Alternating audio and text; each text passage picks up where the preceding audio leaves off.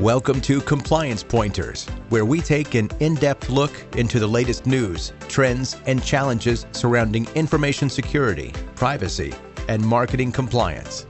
Let's dive in with your host, Jordan Eisner. So, welcome to today's podcast, everybody. Thank you for listening. I am Jordan Eisner, VP of Sales at CompliancePoint, and this is Compliance Pointers, where we cover topics in information security, cybersecurity, data privacy, and anything in the vicinity of that really arena. So I'm very excited about the podcast today. We're going to be talking about ransomware, specifically the emergence of geopolitical ransomware and the impact it's having here in the United States. We're fortunate enough to have Steve Hahn on from BullWall. I'm going to talk more about Steve, but hey, Steve, good to have you on. Thanks so much for having me. Absolutely. And then we've got another Steve Haley from CompliancePoint on. And Steve has been on the podcast prior, but I'm really looking forward to a conversation with the two of them today. Steve Haley, thanks for joining. You're welcome. Glad to be back. And congratulations on just closing on your home. Oh, yeah. Just really exciting stuff. Living the dream. Yeah. There must be a lot of cybersecurity need out there. I certainly hope so after closing on the house today. There we go. Uh-oh. Hey, let's be careful. We don't necessarily want it to happen, but we're here to help if it does. That's right. We're here to mitigate risk first. Yeah. All right. So for the sake of this podcast, since we do have two Steves on, I'm going to refer to Steve Hahn as BullWall Steve. I've gotten his blessing on that. And then I'm going to refer to Steve Haley as CompliancePoint Steve, and I've gotten his blessing on that. And this is exciting for many reasons. Steve has I don't know how many years, CP Steve, CompliancePoint Steve, in IT and information security has been quite a bit, but he's worked with IBM, he's worked with software organizations, basically running information security. He was a Marine. Still is a Marine, right? Once and always. Always a Marine. Always a Marine. Very tactical, very experienced and knowledgeable in all things IT and information security. So I think the resume speaks for itself. And then Steve Hahn, Executive Vice President of Sales, another military man, right? Navy man. That's right. Over a decade in cybersecurity, and I think 20 to 30 years in IT services, right? So very well versed with niche companies all the way to a lot of time with Fortune 500 organizations. So very excited to have the two of them on and start this QA session today. So let's get started. First one, and we'll kind of roundtable this. I don't know that I'll necessarily cue BullWall Steve or CompliancePoint Steve. I think both of you are going to have context and color to add to each, and probably will maybe even question and collaborate with each other on it. But I'm just going to put them out there, and you guys go, hey, I want to answer this, or hey, let me take this one first, and I'll be interested. What you're going to get as an audience today is, I think, more of a technology feel from BullWall Steve, but not only, right? He's got the IT services background. And then more of a professional services, policies, procedures, process from CompliancePoint Steve, but not always, because he also has a big technology background, right? So we're going to get a good mix here. So let's start with, how has ransomware changed in the last couple of years, right? It's still around. Doesn't seem we're getting much better at stopping it. Maybe you guys have different thoughts on that, but how has it changed in the last couple of years, and maybe specifically since the Russian-Ukraine war started? BullWall Steve, if you're okay, I'll take this one first. I want to kind of lead into kind of the foundational components of how, from a professional services perspective, what we're seeing out there as it relates to, how ransomware has changed over time, and then the impact of the Ukraine war, and really lead into how your technology helps, facilitate mitigating some of that risk. And so, what we're seeing out there with our customer base is really a more sophistication, in the way the attacks are coming in, right? There's still multiple entry points. The sophistication, though, is really where we hone in on. The attacks are more rapid, and the threats are more severe or higher risk to an organization from our perspective. When we look from our perspective, we're really dealing with companies and setting up, appropriate incident response and planning as we look at how to respond to a cyber event, which obviously everybody knows ransomware falls underneath that, right? So dealing with policy first, the organizational policy. Then we want to design, the incident response plan and the critical incident response teams associated with the organization should an event happen. And then, building that layered approach within the organization and the culture in the organization, right? So, security awareness training, being able to identify, those entry points, i.e. malware, phishing attacks, those types of things. And then, running through those exercises like tabletops, which is a very cost-effective way for an organization, to do dry runs. It's like anything, almost, the Olympics are going on, right? So kind of tie it to that where, they're training all the time. So when it becomes showtime, it's muscle memory, right? And we treat cyber incident very much in the same way where, you're going to react the same way you train. But nevertheless, you can take all of those precautionary measures to reduce risk. But, still, as we see in the news almost every day, there's significant ransomware attacks still happening. And, speed is extremely important, meaning that, we're still relying on the human element, right, to be able to react quick enough. And, unfortunately, cyber attacks don't happen during the day, right? They happen at all hours of the day. And so being able to react to that, is critical. But, BullWall, offers a very unique solution in the marketplace. Could you kind of give us an overview of what that is and how we help mitigate some of the risks associated with that? Yeah, and just if I could, just a quick point also on the changing element as well.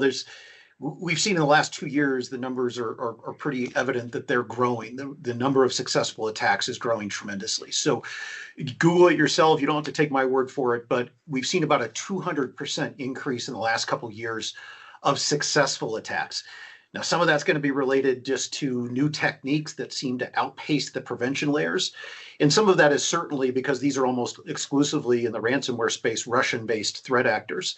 Former KGB people that all disbanded and formed criminal enterprises after the fall of the Soviet Union. That's kind of who's behind this. Who was the head of the KGB? Well, that was Vladimir Putin back in the Soviet Union era. So there's kind of a quasi-nation state element and quasi-financial element to this where, yes, they're after the money, but also they're taking orders from Putin in a lot of ways. So we've seen their targets shift to things that will impact the U.S. and hurt us more there. But we've also seen, frankly, right now, their success is incredibly high. It's higher than it's ever been. So their techniques have evolved. So what we really say is a lot along the lines of what you said there, Steve, is that it's a when, not if world. Most companies are going to be hit by ransomware. We've seen just last week the largest payment ever. It was double the previous largest payment of $75 million. That's a huge amount of money that these threat actors can put into essentially research and development. That well surpassed $1 billion last year in total known payments. So these are incredibly well-funded organizations. Matter of fact, they have more revenue than most cybersecurity companies. So they're incredibly well-funded. So if you treat this as a when, not if world, you have to do more than just prevention. You can't rely on your prevention being 100% effective 100% of the time against every attack that will ever exist. You have to say, well, what do I do should my prevention fail? Should they get lucky just that one time? And for us, it's all about rapid containment. We look at an active ransomware attack, and we look at how the file shares are going to be encrypted. That is impossible to hide. The payload can be delivered through a lot of obfuscation techniques into an environment, but you can't obfuscate what ransomware does. What it does is it encrypts the file shares and it encrypts really fast. So that's what we're monitoring. We're monitoring the file shares for that non-human type encryption. Yeah, Well, and that, yeah, Go ahead. sorry to interrupt you, Yeah. and that goes to the point that, the human element, can't respond as quickly as we may or would like them to, right? They get, in the middle of the night, they got to get called, they got to, engage, log on to the lab. I mean, there's a lot of things that can happen very quickly, right? In that. Absolutely. And the numbers speak for themselves there as well. They're using scheduled task managers to deploy their attacks in off hours and holidays. Holidays in the middle of the night are the most common times for these ransomware attacks. About 80% of them are going to occur in off hours where you have less time to respond. What do you And think frankly- is the biggest motivation? What do you think is the biggest motivation? I mean, I see it on our side. That's what I was going to say. That's what I was going to ask next. You said it's not necessarily all about money. There's a geopolitical side. You mentioned Vladimir Putin. Yeah. What would you categorize the motivation as? Yeah, no, so I'll start with the primary motivation is still money. They have double extortion techniques now as well. So they'll extort you for the decryption of the data that they just encrypted. And they'll also extort you one more time for the data they stole. So they're going to try to release very sensitive information about your company, emails that you don't want leaked. And even a hospital in the Northeast was hit. It was a breast cancer hospital, and they threatened to release actual pictures of patients in undress. So it's pretty horrifying what they're willing to do to extort companies. But the secondary element to that is because they're Russian-based, we've seen the shift occur where they're now attacking things that could exacerbate inflation. So supply chain, logistics, and manufacturing to a very high level. They're also going after hospitals to a higher degree to cause loss of life. Just today, a blood provider in the Northeast that feeds 300 hospitals, I believe they're called Blood One, was taken down, and that's going to affect vital, blood supplies that they need to deliver to these hospitals. So they're really trying to cause loss of life, which they're doing, and exacerbate anything that could impact our material goods being either produced or gotten to consumers. So lower supply means prices go up. That hurts our inflation even more. Yeah, those are good points. Scary. From a boots on the ground perspective, right, that we see with our client base. Obviously, we deal with government entities. We're seeing ramp up in the government entities as well. Any way to disrupt the government, right? Absolutely. And I think I wanted to tie in the Israeli war and that's going on too, right? We're seeing, any disruption that, can occur to the United States, as that political kind of component to it. Again, the healthcare, but we're also seeing increased attacks to critical infrastructure. We do deal with some critical infrastructure companies as well, and we are definitely seeing an uptick on that. But my understanding is your metrics in the space that you're in are a little bit broader than what we're seeing and what we're relied upon for basic threat hunting and things of that nature. So I'm glad that you tied it into the areas that you saw. Yeah, if I could make a point on cities too, that's a great observation. Cities, without question, every week we're seeing new cities hit. And when they get hit, they often have to declare a state of emergency because 911 services go down. They literally can't deploy help, aid, police to the scene because their 911 services are inoperable. We've seen court cases with violent felons. All of that data has been locked up. It's been encrypted. And their infrastructure is down. It was extremely impactful for Fulton County, Georgia, right? I think that event is still going on in some instances where not all agencies are up and running as they were prior to the attack, and that's been a few months now. So. Yeah, that one got a lot of press, but I'll tell you, there is one just about every week. City of Dallas was hit not too long ago. They're one of our great customers now that we can reference. A lot of folks come to us kind of after the fact, unfortunately, but we would have contained that event most certainly. We saw City of Oakland had to declare a state of emergency after they were hit. They had systems down for almost 6 months. You literally had to call you had to call a switchboard is how they switched it over to get emergency services, but even aid to the needy people in those counties is impacted. So again, it's loss of life is a good one. They know that they'll get the payments if they hit certain sectors, and also the black eye that it gives the United States. If they can take down the government, they can take down. Right. Then they're better than us. Yeah. I think that's a good overview, right? You threw some current events in there, kind of current state of things, some of the why, when. What about patterns, right? Commonalities you're seeing in the attacks, or the organization behind them. BullWall, Steve, that might be more so for you. And this is about 100% of what you guys do, right? Yeah. So you probably have a lot of knowledge on this. What are you seeing there? I absolutely do. We're brought into hundreds and hundreds and hundreds of post-event companies. So they've been hit by ransomware, and we come in. So we get to really see, and frankly, we're in with thousands of customers already. And every year we contain hundreds and hundreds of ransomware events where we contain them within milliseconds. So only a few files were impacted, but we can see the techniques that the threat actor used. So even if you're not going to use our tools, just know that 95% of all attacks are using a command and control element. So they're coming into your organization, they're getting low-level credentials. That could be a phishing email, could be some sort of social engineering, but they get Bob in accounting's credentials. Once they have those, they use Mimikatz or Cobalt Strike, these red team tools, to extract admin credentials.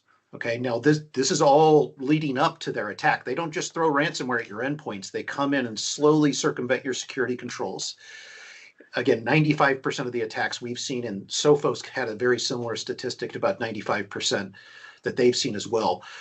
So they get the admin credentials. Once they have admin credentials, they RDP into servers. Most servers, believe it or not, do not have MFA to every session. They then shut down all your security products. Maybe they spin up their own VM, and they launch their ransomware payload from that fresh VM that has no security on it, or they whitelist their application. Now, even if you say, okay, yeah, but I have MFA to every server, every session, they have ways around it. There are lots of ways, from SIM swapping, where they can get your phone kind of routed over to theirs, to keyboard capture, keyboard logging. But also, they don't even need to RDP in. Therefore, they won't get an MFA challenge. If they have admin credentials, they will simply use scheduled task managers and hijack some of those tasks to then deploy their payload to shut down your security products, maybe take out your ESXi layer prior to their attack to really disable you and your ability to respond. And then they launch their attack. And this is prescribed in a workflow by the ransomware as a service providers like Black Cat. So they say, okay, I'm going to use ransomware as a service from Black Cat. They give you the payload. They give you the workflow, and this is that workflow. This is precisely how they get in and do it. And this is why we've seen such an explosion in their success rate. You may think you can stop it, but if your tools aren't up and running, you can't stop anything. So that's their goal, is to shut down those products. Yep. What we're seeing, Jordan, before you go to the next question, but what we're seeing also is they'll lay dormant once they're in for a long time, right? Absolutely. You may get on their trail for just a little bit, and then they'll just go dormant. They'll stay there. They'll wait for the coast to be clear, and they're opportunistic, right? So they'll strike when least expecting. So yeah, I'll expand on that too. I absolutely agree with that. We see it's not like they're just emailing you a ransomware link and you're hitting it. That's not how they do it. They really are coming in and being very quiet, very dormant for a while as they slowly and methodically lay their traps. Yeah. And even they use scheduled task managers so much these days because they can hijack, any process that you have scheduled to your servers. They may include software that you push to those servers. Well, they just replace that software with their software. So you never even can detect that one of your scheduled tasks has been changed, or you can't see that one's been added. They simply just changed one.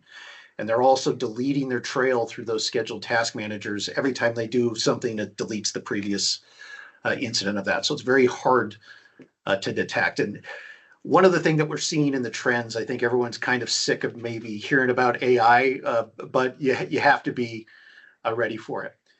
In the old days, there were two types of phishing attacks. There was spear phishing, where somebody would sit and really plot their email to you. They would research your LinkedIn and craft a very careful message where they're impersonating somebody you interact with.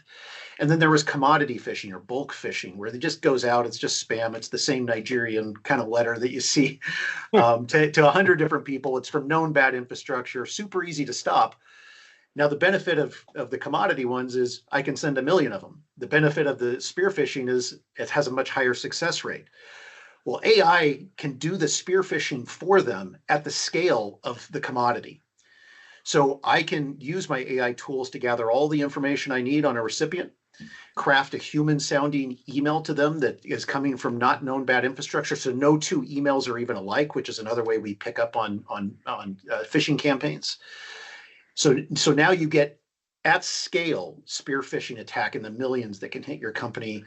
We're just at the tip of that iceberg, and it's going to explode ransomware to another level if we're not careful. Yeah, it's a huge concern out there as far as the sheer volume that they can churn, right, and overwhelm the defenses of an organization. Very, very concerning, the AI component when it comes to cybersecurity as a whole. Oh, well, right. Every time I hear this stuff, I just get more and more nervous. You're going to unplug your internet now, Jordan? Sometimes I feel like it, Steve. Sometimes I feel like it. Go off the grid, right? But then, of course, I would starve because I don't have any skills outside of that. You would need both. You talk about loss of life, right? I think a lot of times it's going to be something indirectly or directly tied with the healthcare industry. A lot of times, not always. Government sector being targeted. What are some other top targets that we're seeing for ransomware attacks in the industry? And maybe it's just anything and everything, but maybe there's some additions beyond that. Yeah, other than the ones we talked about, another big one is schools. Schools, their primary mission is educating students. That's where most of the budget is supposed to go. So they don't have the people. A lot of them have just 1 or 2 IT people for thousands and thousands of devices that they're trying to secure and manage. The threat actors used to take, say sick people and kids are off limits. We're not going to target those kinds of companies or organizations. Now, since the Ukraine war, we've seen all bets are off. They'll go after the hospitals to shut them down and go after schools. The thing that's really, I don't want to use the word frightening. I guess I just find it disturbing is what they're doing with schools. They'll go in and, of course, encrypt all the data, but they'll also exfiltrate all the data on the students. So it could be everything from a kid's school records to their grades, to the medications they take, to their sexual orientation or identity, or whatever the school has. That could be incredibly harmful for that child's, psychology or just their well-being if it was leaked. And they'll start leaking that stuff unless the school pays up. So as a parent of 2 children myself, that is something that we actively want to prevent. And as a matter of fact, we treat schools, we have our most preferential pricing because it is the softest and most sensitive of targets. Yeah, and I have some knowledge in this area as well as a great husband to a special educating teacher, right? I see it every day, right? They struggle with training. There's a lot of staff that have to be trained. They're focusing on trying to, teach their students, and not a lot of them are technologists, right? They're something different. And that's what we want from them. However, I'm glad you brought up the school threat, because we are seeing upticks on that as well. Yeah. Good to know. Well, I guess diving further then into the government and healthcare orgs, right? Any further impacts? I think you've called out a lot of it, right? Even just in what we've talked about here, but anything additionally you would add on those industries, right, for our listeners, especially if they're in those? Sure. We've seen the other effects kind of in the healthcare space. We saw the most consequential or most important, most financially devastating attack recently was on United Healthcare. So again, in the healthcare industry, most folks don't realize this, but it wasn't on United Healthcare, the parent organization. If it was, it would have been far more devastating. It was actually on just one small little group, just a few hundred employees, is how I understand it, but it's the Change Group. And even that impact cost them billions of dollars, literally billions. I mean, they paid out billions to their downstream healthcare facilities, because those healthcare facilities couldn't bill for medication as they relied on Change Healthcare for that. So the hospitals were literally at risk of going bankrupt overnight because of this, and some of them have actually filed for bankruptcy because of this. So United Healthcare had to put out billions of dollars to these organizations as they tried to right the ship and get prescriptions flowing. But also, prescriptions are life-saving, and we don't know, since the proxy war with Ukraine between essentially the West and Russia, we don't know how many people have died as a result of their attacks, but it's in the thousands for sure. People aren't getting their medications, hospitals down, blood transfusions, and the like. So that's a massively impactful one. And the difficulty of securing a healthcare organization is probably the biggest challenge in the world in terms of all the industries. They have thousands and thousands of internet connected devices that are attack vectors. They have doctors that use their own personal devices to access patient records, which I'm married to a doctor, so I see, her and how she works, and it's necessary for them to do their job, but it also, again, provides an attack vector that IT can't control. They don't have endpoint security on her device, right? So that's another attack vector. And on top of that, they have the most sensitive records. When healthcare records get leaked, everything happens. There's impersonation, where people start refilling narcotics that are prescribed to a different person by impersonating them once they see those prescriptions. Healthcare records also provide just a wealth of information about that person, everything from their social security number to their height and weight, and even things that they can blackmail patients on if they're, embarrassing medications that maybe are for some psychiatric purpose, or frankly, we've even seen people that have had abortions that have been threatened or blackmailed. So they hit the parent organization, but they also go after the patients after they get those records.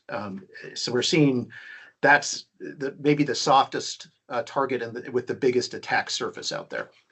But again, there's a lot we can do about it. I know I'm saying a lot of things that maybe are alarming if you're not too into this industry. Yeah. But the good guys are doing a lot here too. Well, I think that's a perfect segue then, right? Because the next thing I was going to say is, all right, I think we made it clear. It's not if, it's when, right? There's probably no way to completely eliminate the possibility of being a victim of a ransomware attack. But, this is probably a good platform to talk more about BullWall, right? And that was part of what we wanted to do on the podcast today. And so, prevention strategies, right? What do you guys recommend? I know that your tool's a little different, that it's not necessarily preventing it, but it's responding, right, containing, responding, containing. And then I know CompliancePoint, Steve, you're going to have some ideas from preventing it. But let's start with BullWall, Steve, right? What are you guys recommending, right, even before your technology? Yeah, no, every security system can be beaten. It's just the nature of the game. But our solution is remarkably effective. We have thousands of customers. Our customers are successfully hit with ransomware in the hundreds per year, and we've contained every single one of those events to no more than 50 files being encrypted before our solution jumps into place. And we're not the only tool that they should be looking at, but we are an incredibly unique tool. They can call Gartner and get Gartner's recommendation on us. They recommend us highly. They'll also tell you there's no one doing anything like what we're doing. So we came at it from a different angle. We said, rather than trying to prevent these things, which is very easy to trick, right? If I'm in EDR, I have to look at the processes on an endpoint and see if those processes, which in a binary code way looks very benign, it's very hard to spot what is bad and what is good. Beyond that, they really rely on signatures and things like that. So they're doing their best, but they have to have seen that piece of malware before. There are thousands of new zero-day ransomware attacks they haven't seen that hit these environments very rapidly. So they're all doing really good stuff, but we need to do a lot more. With our tool, what we say is, forget the endpoint. That's not what they're after. They encrypt one of your endpoints, they're not getting a ransom. What are they really after? They're after the file shares. They're after your database servers, even taking down things like your domain controllers. So we don't live on the endpoint. We don't have an agent on the endpoint. We have nothing on the endpoint whatsoever. We live on a server in the customer's environment. That server can be physical or virtual, but they control it. There's not even a cloud services element. We don't deliver our service from the cloud. It's all contained within a server that they own in their environment. Doesn't even need an internet connection out. What we do is we're monitoring the file shares. When I say file shares, I mean every file share. O365, OneDrive, G Drive, SharePoint, your on-prem file shares as well. But we're monitoring those, and we're monitoring specifically the SMB traffic on those. SMB traffic is essentially file event notifications. Anytime a file is added, changed, removed, deleted, encrypted, any type of event at those file shares kicks off a file event notification first before that activity even begins. We have read-only access to those file shares, so we can see those SMB event notifications. When it is indicative of, when those events that are coming in are indicative of a ransomware attack, we spring into action with a PowerShell script that remote force shut down the device that's doing the encrypting, because the file event notification tells us what device, what user, what file share they're accessing. So we shut down that device. We also send a command to the EDR product that's on there, the endpoint agent. So CrowdStrike, SentinelOne, whatever. We send a command to isolate that system as well. And then we also disable that user in Active Directory. So their connection is severed. They can no longer log in. Now, their machine that they began the encryption event from is going to be encrypted and will need to be restored. But the file shares themselves, very few files, if any, will ever be encrypted before we spring into action. We can spot it quick. And if you think about it, it's pretty easy to spot a ransomware event versus normal file activity, right? Humans don't encrypt 50,000 files per minute. Ransomware No, they do not.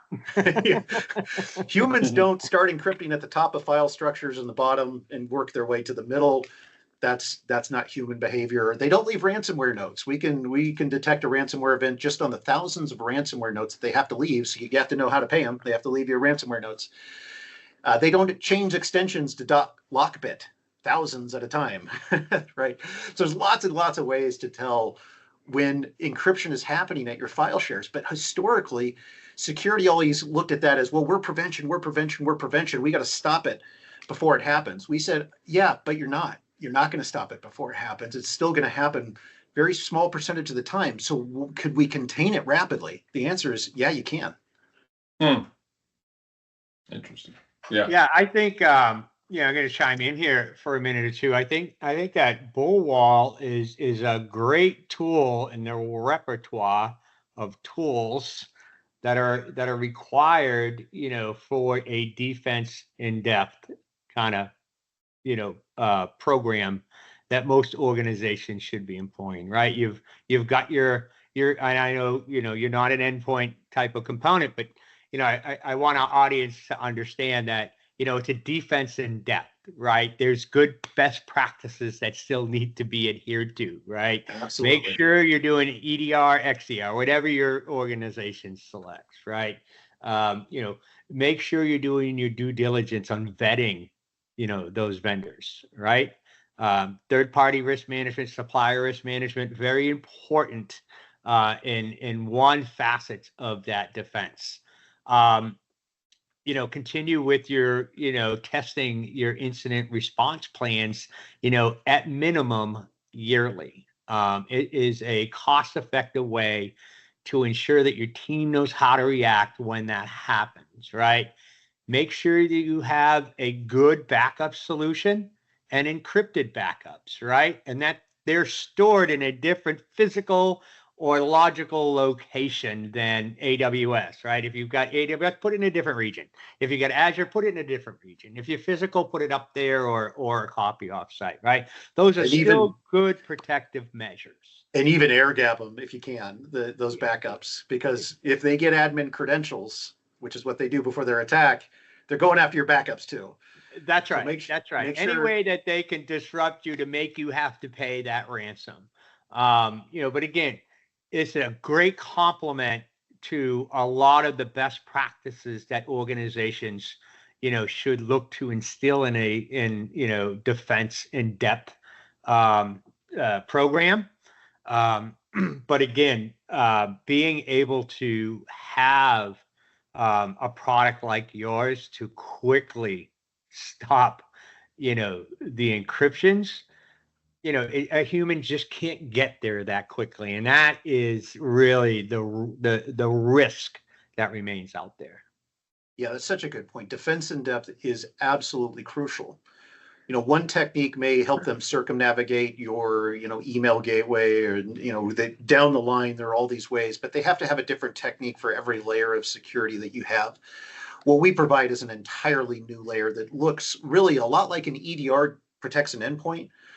We're doing that same type of thing. And it's instead of endpoint detection and response, we're looking at the file shares and then detecting and responding within milliseconds. And all of those other things are crucially important. So on top of what you mentioned there, Steve, I'd also say, make sure you have MFA to every single server, every single session. It's so critical. Don't rely on single sign-on. Don't rely on jump servers, in my opinion, but have it direct from the server to the machine being authenticated. Hugely important. Make sure that those single sign-on says, okay, you're in, you're trusted. You have to move to a zero trust network architecture at some point as well. Again, that's not a silver bullet, but it's a great strong. Those are a couple really strong things you can do right out of the gate. Also, microsegmentation. So if you have these types of events, microsegmentation is going to reduce your blast radius on anything and limit the amount of impact. So, treat it. And Steve, one thing you said I love, not enough companies do also, is you have to treat it as what happens if, right? We can't just say, oh, we're good, bury our head in the sand. We have to say, what happens if? So what happens if this fails, this fails, this fails? But even let's say you don't have our solution, or even if you do, you should plan on what happens if we're hit with ransomware. Those tabletop exercises you mentioned are so important to know how legal is going to respond, and marketing and engineering. Everyone has to know how they respond to message it to customers and to the media and to legislative bodies, and how you quickly react and recover as a business. Yeah, and I would, go on to say that, the business's reputation is at stake, right? When these events happen. And unfortunately, statistics prove that not only is it costly, but a lot of businesses do not recover from a very substantial ransomware attack. That's right. Yeah. Even if you pay the ransom, let's say, you don't often get the average is about 78% of your data back. Some of it's just going to be corrupt and lost. That's a good point. That's a really, really good point. I don't think people realize that, you're not getting it all back. You're getting maybe snippets of it, and some of the most critical data may not be retrievable. Yeah, even with backups, right? You have to understand, well, I got backups. Well, yeah, it's going to take you a long time to recover from backups to get your business up and running. So don't rely on that as a single strategy. It's part when I was the director of the overall. When I was the director of infrastructure of technical operations for our parent company, every time somebody asked for a restore, I can tell you my stomach turned. Right, and we would test them quarterly. But when you really need it, do you trust it, right? Yeah. And even recovering from backups, you're going to lose a lot of data and you're going to have downtime. So it's not ideal. Of course, you absolutely need it. I'm not just discounting that. Yeah. But you do want to try to contain it really fast too, so you don't have to go to backups. I look at our solution as a sprinkler in your house. The second a fire starts, it shuts it down. Your backups are quick blueprints to rebuild the house, but you are rebuilding the house, right? So you need all of those things. But even when you're air gapped, right, you're missing lots of data. In between when the data is created and then when you actually close the air gap and start backing up the files. So you're always going to miss a little bit of data. It's not a solution you can rely on. Understood. Well, guys, I think you've given our listeners quite a bit. There's a wealth of knowledge here on both sides, and I think this is a good opportunity actually to inform our listeners how they can get a hold of you. Right. If they're regularly listening to Compliance Pointers, they know how to get a hold of most of us at Compliance Point, but we'll reiterate that issue. But Steve, BullWall Steve, you first, right? How can somebody get in touch with you? How can somebody see more and learn more about BullWall? Yeah, first, I mean, through CompliancePoint is going to be the best way to reach us. I have a team of people all across the country and in just every region that are there to assist. But also, you can email me directly. My simple email is sh@bullwall.com. So you can reach me at sh@bullwall.com, and I'll connect you to the right person on my team. But I'll just say I'm really passionate about this. Ex-military guy, I kind of see this as nation state and kind of still part of a bigger war, maybe cyber warfare, but it's still warfare. I'm really interested in helping companies increase their security posture on this outside of just our solution. So if there's any kind of expertise that I can help bring, any questions they have that even outside of our products, I'm happy to help. Yeah, no, that's good. And you're on LinkedIn as well, I'm sure, right? If people want to reach out to you there. I absolutely am. Yeah, Stephen M. Hahn is the name there. Wow, we have the exact same initials. I'm Stephen M. Haley. And we're just discovering this now. Wow. Yeah, and we're both veterans. So, and we both take that, what we do passionately, right? It's that cloak and dagger game.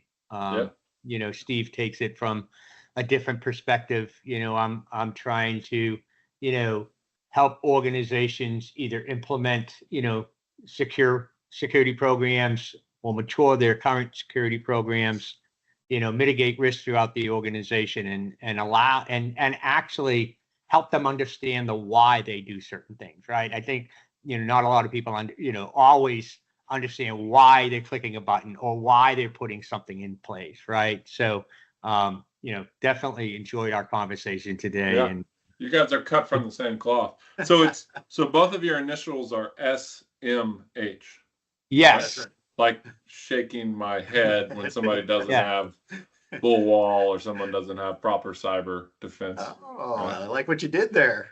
Good one. That's a dad joke. I'm a dad of 3 now, so I'm getting ridiculed all the time by friends, family, and coworkers about my stupid dad jokes. So I had to throw that out there. You could be a Geico commercial soon. Oh, geez, that's getting bad. Well, thank you guys so much for joining. We'll probably have to do this again sometime in the future. BullWall Steve, it's been great having you on. For our listeners, you know how to get a hold of him. And for us at CompliancePoint, we are both on LinkedIn, CompliancePoint Steve and myself. You can email us directly at connect@compliancepoint.com. Our website's a great resource for a lot of content, published blogs, articles, webinars, podcasts, you name it. Follow us on LinkedIn, follow us anywhere. And keep listening to these and subscribe and tell your friends. Until next time, everyone.